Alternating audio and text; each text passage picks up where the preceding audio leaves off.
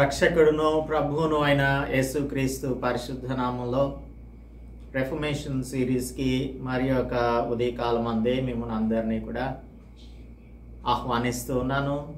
దేవుని యొక్క వాక్యమును ధ్యానించడానికి ముందుగా ప్రార్థించుకుందాం. Let us pray. పరిశుద్ధుడా, మా ప్రియ రక్షక, మా ప్రభువా, మార్నింగ్ మెడిటేషన్లో మేము జెనసిస్ చాప్టర్ 44లో జరుగుతున్నటువంటి సంఘటనలను మేము మెడిటేట్ చేస్తూ ఉన్నాం. పరిశుద్ధాత్మని సహాయము మాకు అనుగ్రహించి మా ప్రతి ఒక్కొక్కరితో మాట్లాడమని క్రీస్తు యేసు పరిశుద్ధ నామములో ప్రార్థిస్తున్నాం తండ్రి, ఆమేన్. అందరికీ వందనాలు. ఈ ఉదయకాల ధ్యానంలో మనం ఆదికాండం గ్రంథం 44వ అధ్యాయం 6వ వచనం నుంచి ధ్యానం చేద్దాం. 44th చాప్టర్ మనం ఫస్ట్ 5 వర్సెస్ని ఆల్రెడీ ధ్యానం చేసి ఉంచాము. యోసేపు పట్ల తన అన్నలు దోతానులో ప్రవర్తించిన తీరును బట్టి వారు రిగ్రెట్ అయినట్లుగా ఈ అధ్యాయంలో ముందుగానే 43rd చాప్టర్లోనే చదువుకున్నాం, ధ్యానం చేశాం. అయితే regretting is not repenting. Regret అంటే విచారం వ్యక్తం చేయటం, కానీ రిపెంటెన్స్ అంటే మనం మరలా దాని జోలికి వెళ్లకుండా ఉండేలాగా పాపాన్ని మనం దేవుని దగ్గర ఒప్పుకొని విడిచిపెట్టి దానిని ద్వేషించటం చాలా అవసరం. ఇప్పుడు దేవుడు శాంక్టిఫికేషన్ ప్రాసెస్ని వీరి జీవితాల్లో చేస్తూ ఉన్నారు. యాకోబు యొక్క కుమారులలో, అదేవిధంగా యాకోబు యొక్క సమస్తమైన కుటుంబంలో శాంక్టిఫికేషన్ ప్రాసెస్ జరుగుతుంది. అందువలన వీరికి ఒక సెకండ్ టైం టెస్ట్ని దేవుడు పెట్టినట్లుగా చూస్తూ ఉన్నాం. 44వ అధ్యాయంలో వీరు చేసినటువంటిది ఏమనగా, యోసేపు తన గృహ నిర్వాహకునితో చెప్పారు, కనిష్ఠుని యొక్క గోని మూతిలో తన వెండి గిన్నెను అతని ధాన్యపు రూకలు పెట్టమని చెప్పాడు, ఆజ్ఞాపించాడు. 44:2లో తెల్లవారిన తర్వాత మనుషులు తమ గాడిదలతో కూడా వెళ్ళిపోయారు. వెళ్ళిపోయిన తర్వాత కొంచెం దూరం వారు వెళ్ళారో లేదో వెంటనే గృహ నిర్వాహకుని పిలిచి, నీవు వెళ్ళి మీరు మేలుకు ప్రతిగా కీడెందుకు చేశారు అని వారితో మాట్లాడమని చెప్పాడు. అదే విధంగా వారు అక్కడికి వెళ్ళారు. ఇది గత ఎపిసోడ్లో మనం ధ్యానం చేశాం. 6వ వచనం నుంచి అతడు వారిని కలుసుకొని ఆ మాటలు వారితో చెప్పినప్పుడు వారు, మా ప్రభువు ఇట్లు మాట్లాడనేలా we can find out the honesty and integrity now when we are sanctified by the Lord. పరిస్థితులు మనలను రిఫైన్ చేస్తాయి అని దేవుని యొక్క వాక్యం చెప్తూ ఉంది. అందుకని ఈ రిఫైన్మెంట్ జరుగుతూ ఉన్నప్పుడు, మనలో ఆ పరిశుద్ధాత్మని కార్యం జరుగుతూ ఉన్నప్పుడు, సర్వసత్యంలోనికి మనం ముందుకు కొనసాగుతూ ఉన్నప్పుడు మనలో యథార్థత వస్తుంది, నిజాయితీ వస్తుంది. We will be honest and we will be also behaving in a manner that we have integrity in our lives. అందుకే వీళ్ళు అంటున్నారు, మా ప్రభువు ఇట్లు మాట్లాడనేలా ఇట్టి పని చేయుట నీ దాసులకు దూరమాగునుగాక. రిపెంటెన్స్ ఎప్పుడు కూడా మనకు నిజాయితీని, యథార్థతను అనుగ్రహిస్తుంది. That means it produces honesty and integrity.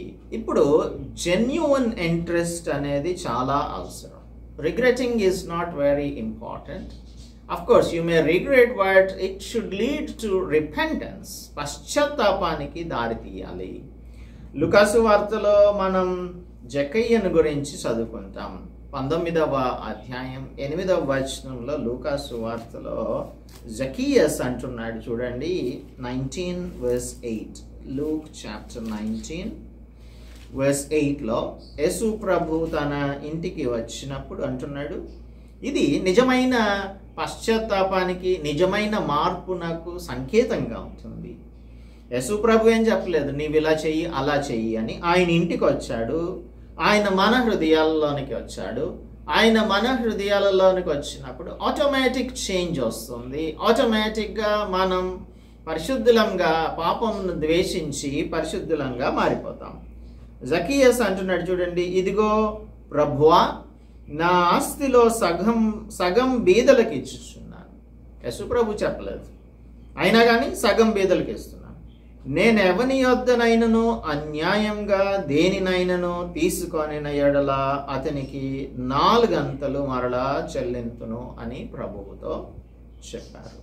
అప్పుడు యేసు ప్రభు అంటున్నాడు, ఇతడును అబ్రహాము కుమారుడే, ఎందుకనగా నేడు ఈ ఇంటికి రక్షణ వచ్చి ఉన్నది.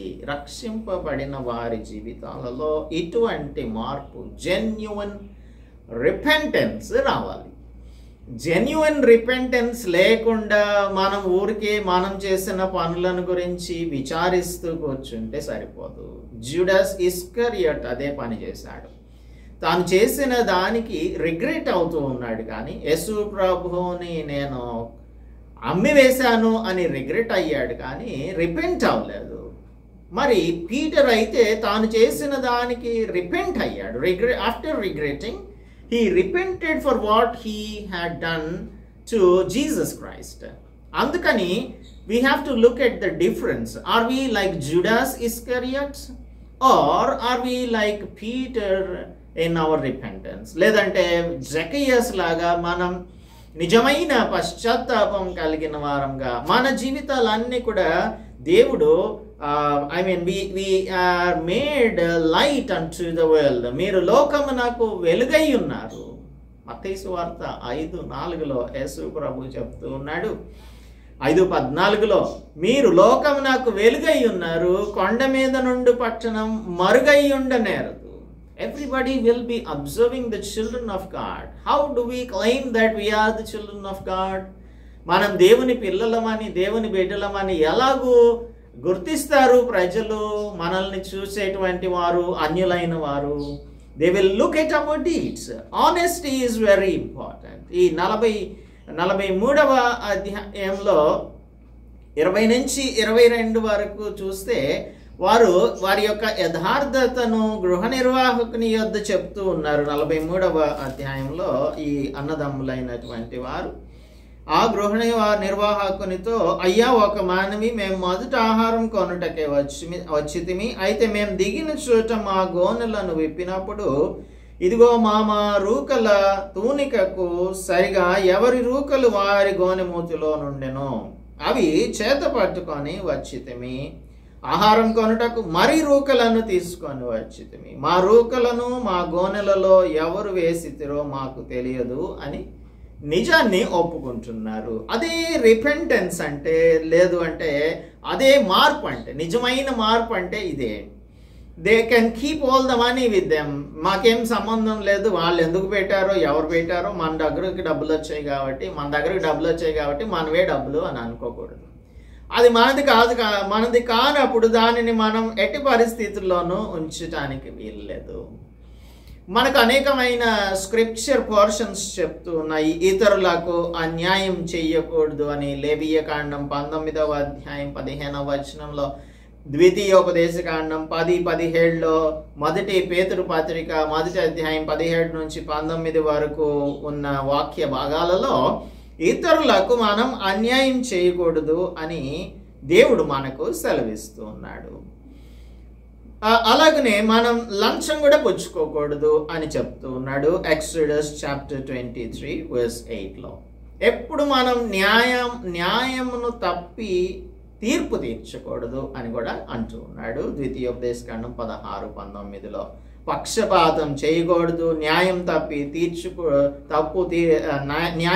తీర్పు తీర్చకూడదు, లంచం పుచ్చుకోకూడదు. లంచం జ్ఞానుల కన్నులకు గ్రుడ్డితనం కలుగజేస్తుంది, నీతిమంతుల మాటలను అపార్థం చేస్తుంది, వారి మాటలకు అపార్థం పుట్టిస్తుంది. ఇలాగా ఇవన్నీ కూడా rules and regulations that we have to follow when we are converted. నిజమైన కన్వర్షన్ అంటే అదే. రక్షణ పొందామని చెప్తూ ఉంటే అది క్రియలు లేని విశ్వాసం మృతమైన జీవితాలను మనల్ని జీవించడానికి దేవుడు పిలవటం లేదు. ఇప్పుడు ఇంతకాలం పాటు 20 సంవత్సరాల పాటు ఈ జేకబ్స్ ఫ్యామిలీ కననైట్స్తో కలిసి జీవిస్తూ ఉన్నారు. వారి యొక్క ఆచారాలు, వారి యొక్క పద్ధతులను వారిలో ఆల్మోస్ట్ కలిసిపోయినంతగా వారు జీవిస్తూ ఉన్నారు. అందుకే వారిని సరిచేయవలసిన బాధ్యత దేవుడు జోసెఫ్కి అప్పచెప్పినట్లుగా మనం ఇక్కడ చూస్తూ ఉన్నాము. ట్రూ రిపెంటెన్స్ని మనం చూస్తూ ఉన్నాం. అందుకే 9వ వచనం నుంచి చూసినట్టయితే there is a change in the behaviour of the brothers of Joseph. వారు అంటున్నారు, నీ దాసులలో ఎవరి యొద్ద అది దొరుకునో వాడు చచ్చునుగాక, మరియు మేము మా ప్రభువునకు దాసులుగా ఉందుము అని అతనితో చెప్పి, ఎవరి బ్యాగ్లో దొరుకుతుందో వాడు చస్తాడు, తర్వాత మేము కూడా మీ ప్రభువునకు దాసులుగా ఉంటాము అని అంటున్నారు. ఇప్పుడు కలెక్టివ్ రెస్పాన్సిబిలిటీ తీసుకుంటున్నారు. అన్నదమ్ములందరూ కూడా సమిష్టి బాధ్యతను తీసుకొని మేము మీ ప్రభువునకు దాసులంగా ఉంటాము అని అంటున్నాడు. మన జీవితంలో ట్రాన్స్ఫర్మేషన్ వచ్చినప్పుడు ఇటువంటి మార్పును మన ఇరుగు పొరుగు వారు, మన తోటి సంఘస్థులు, మన కుటుంబ సభ్యులు చూడగలుగుతున్నారా? ఈ ట్రాన్స్ఫార్మ్డ్ లైవ్స్ యొక్క the change in the pattern of lives, మన జీవన విధానంలో మార్పుని వారు చూడగలుగుతున్నారా? ఇక్కడ మనం యోసేపు అన్నదమ్ములలో ఈ విషయాన్ని మనం చూడగలుగుతున్నాము.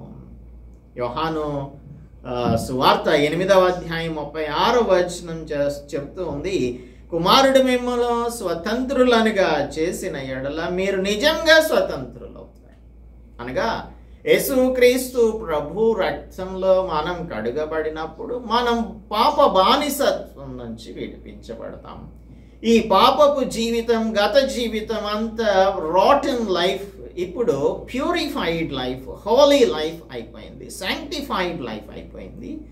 అప్పుడు మనల్ని దేవుడు పరిశుద్ధులుగా చేసినప్పుడు మనందరం కూడా స్వతంత్రులం అయిపోతాం. ఇంకెప్పుడు కూడా మనం పాపానికి దాసులంగా ఉండకూడదు.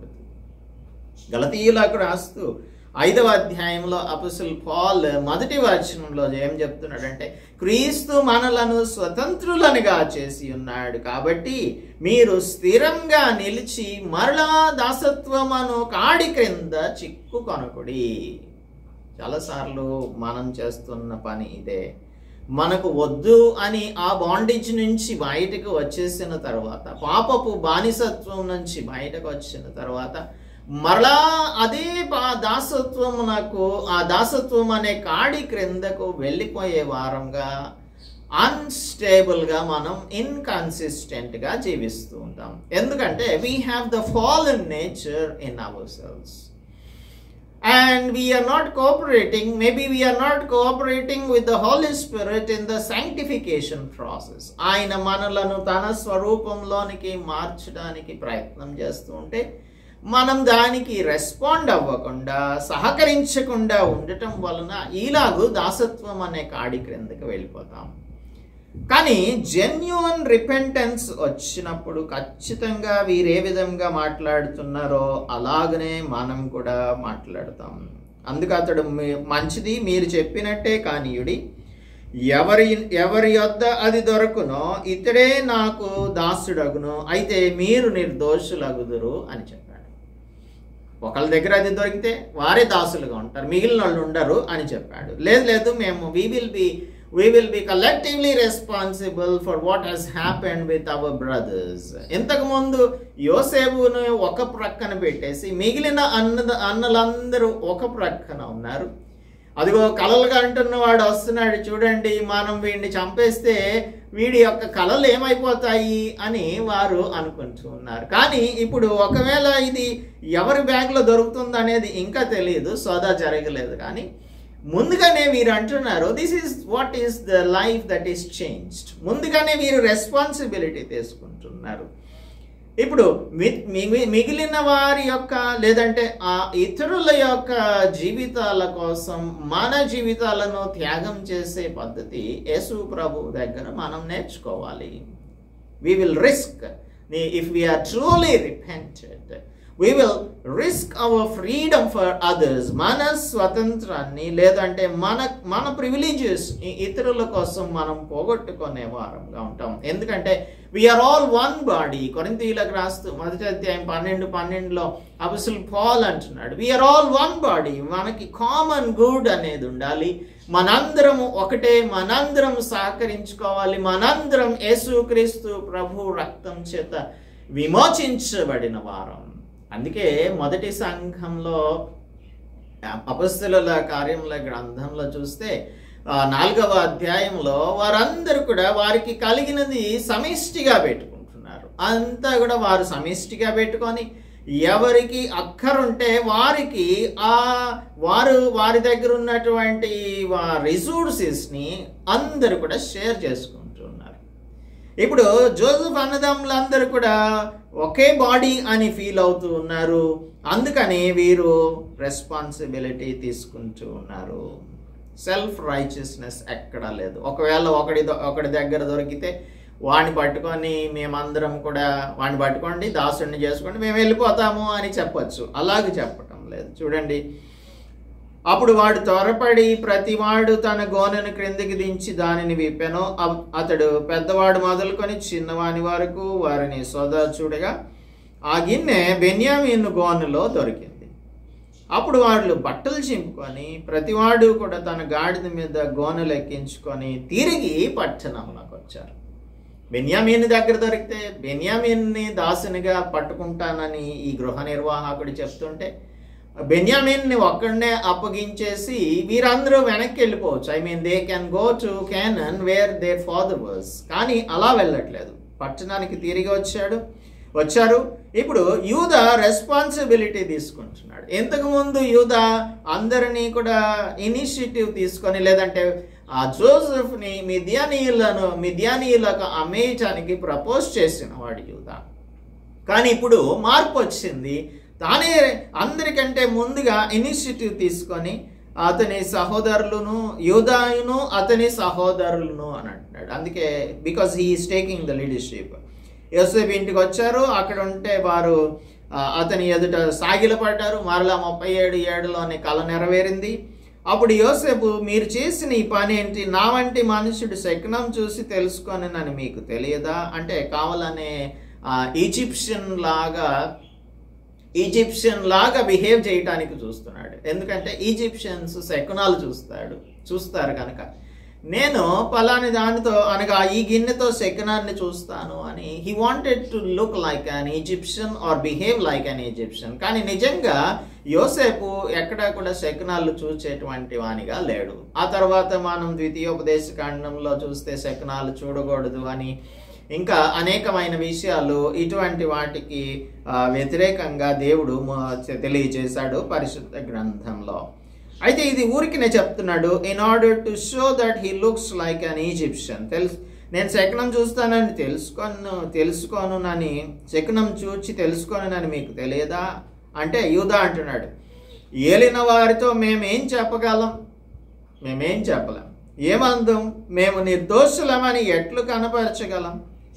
దేవుడే నీ దాసుల నేరం కనుగొన్నాడు. దేవుడే నీ దాసుల నేరం కనుగొన్నాడు. వారు ఇంకా ఆ శాంక్టిఫికేషన్ ప్రాసెస్లో ముందుకు వెళ్ళాల్సి ఉంటుంది కనుక దేవునికి అన్నీ తెలుసు అన్నట్లుగా చెప్తూ ఉన్నాడు. ప్రొవర్బ్స్ చాప్టర్ 15:3లో మనం చూస్తే, యెహోవా కన్నులు ప్రతి స్థలం మీద ఉండును, చెడ్డవారిని మంచి వారిని అవి చూచుచుండును.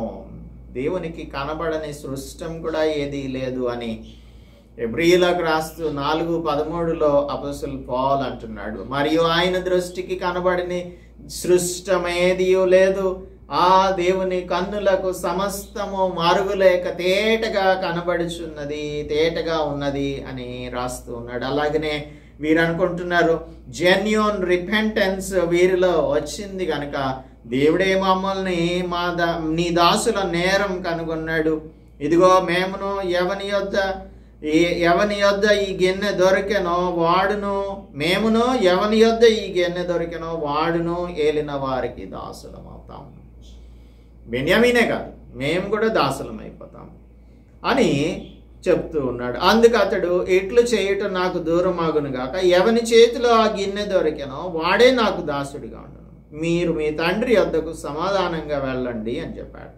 అప్పుడు యూదా అంటున్నాడు, ఎలినవాడా, ఒక్క మనవి ఒక మాట ఎలిన వానితో తమ దాసుని చెప్పుకొనిమ్ము, తమ కోపం తమ దాసుని మీద రగులుకొననిమ్ము.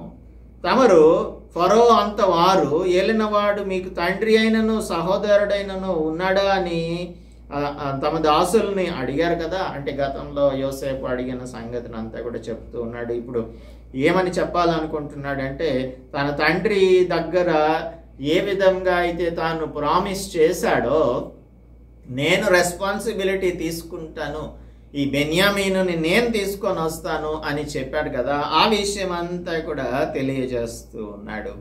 ఇదంతా కూడా తెలియచెప్పి ఇలాగూ 28 వారిలో ఒకడు నా యుద్ధ నుండి వెళ్ళిపోయాను, అతడు నిశ్చయంగా దుష్ట మృగముల చేత చీల్చబడ్డాడని అప్పటి నుండి నాకు వాడు కనపడలేదు. మీరు నా ఎదుటి నుండి ఇతని తీసుకొని పోయిన తర్వాత, అనగా బెన్యామీనుని తీసుకొని పోయిన తర్వాత హాని సంభవిస్తే నెరసిన వెంట్రుకలు గల నన్ను మృతుల లోకంలోనికి దుఃఖంతో దిగిపోనట్లుగా మీరు చేస్తారని మా తండ్రి చెప్పారు.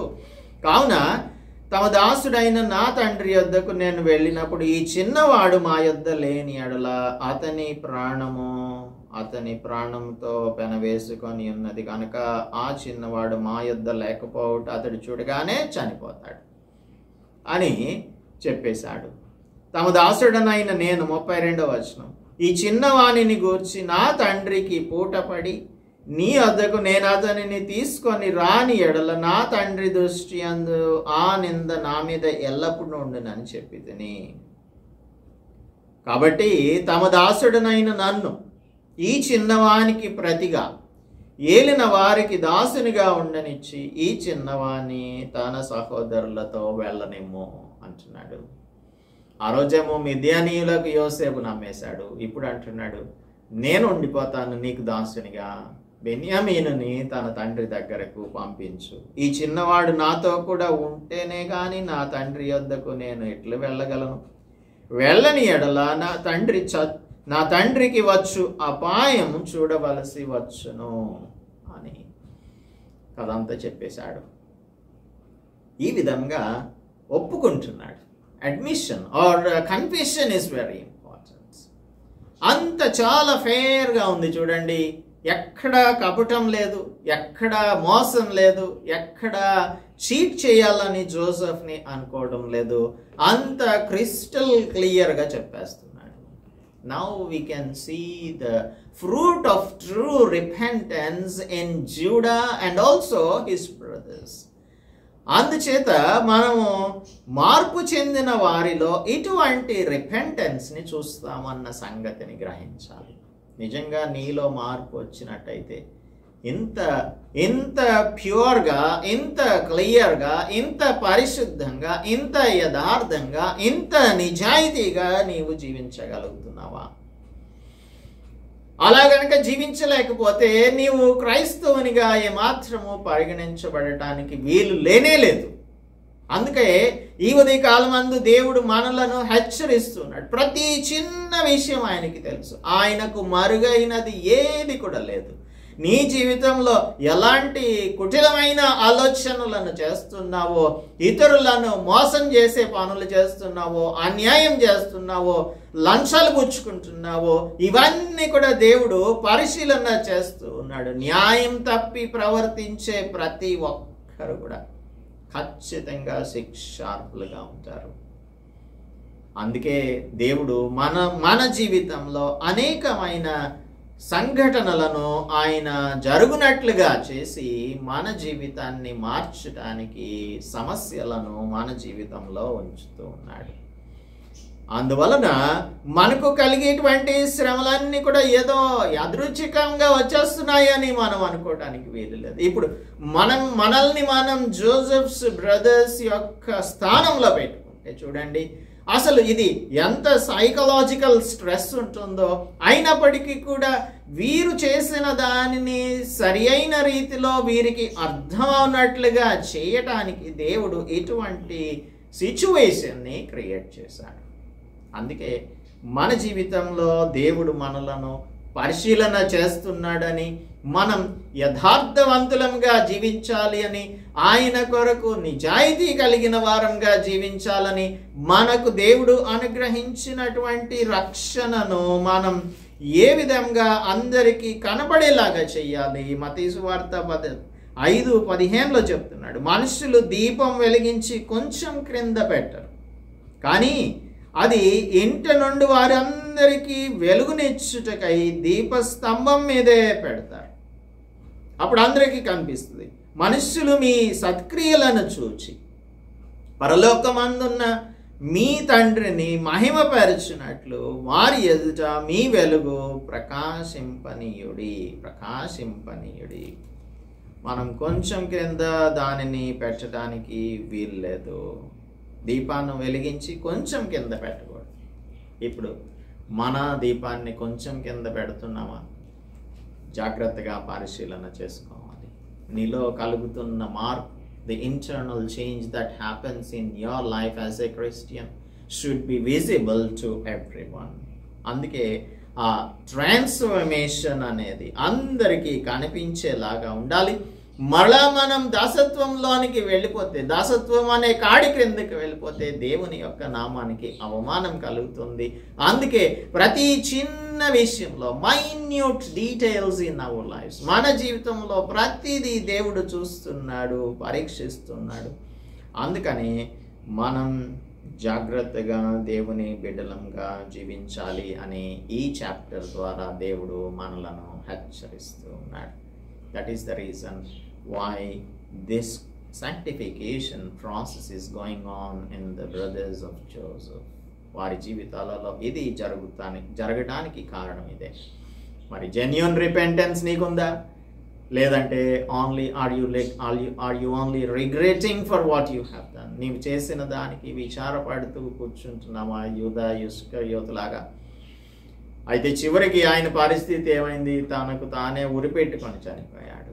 అటువంటి పరిస్థితి మనకు రాకూడదనే దేవుడు నిజమైన పశ్చాత్తాపం కలిగిన వారిగా, నిజాయితీ కలిగిన వారిగా, యథార్థత కలిగిన వారిగా జీవించాలి అని మనకు ఈ సందర్భంగా ఆయన బోధిస్తున్నాడు. అలా జీవించుటకు మనందరికీ దేవుడు సహాయం చేయనుగాక. Let's pray. పరిశుద్ధుడా, మా ప్రియ రక్షక, మా ప్రభువా, మా దేవా, గతంలో ఈ లోకము నాకు దాసులముగా ఉన్న మేము, we were in the bondage of sin, అటువంటి మమ్ములను మీ కుమారుని పరిశుద్ధ రక్తంతో కడిగి విమోచించారు.